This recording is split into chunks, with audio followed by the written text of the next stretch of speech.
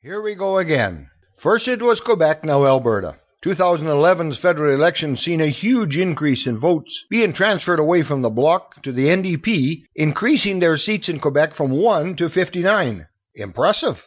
Now Alberta, from 4 to 54 seats, and victory. But what are the facts behind these changes? With our antiquated voting system, no one really knows. No one can say with certainty what happened. Everything is a guess. Quite scary when you think how important politics is to each of us, that we would retain a system which tells us nothing, which gives no indication of what is actually happening to the demographic of that particular political landscape. Alberta's voter turnout 2012 was 57%.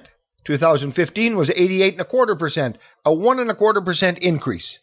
Obviously, from the election results seen over the last 44 years, Alberta is solid blue conservative, and Quebec, since 1993, showed strong support for the Bloc, always winning from 1/2 to 3/4 of the seats, then down to 4 seats or 5%. What happened? What changed?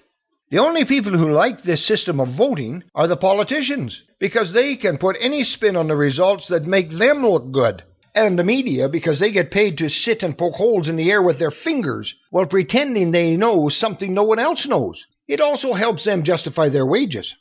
The Barnes method of voting and its value vote ballot would show the true demographics and would state perfectly clear what caused this huge ripple.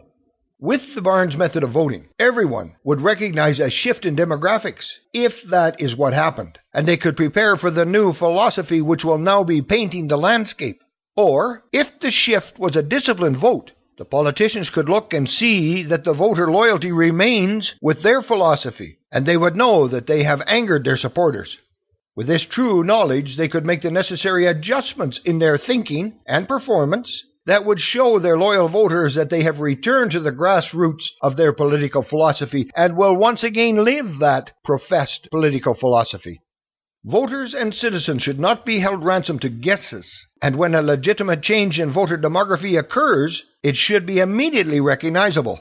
Citizens should not have to wait until the next election to learn if any guess was correct.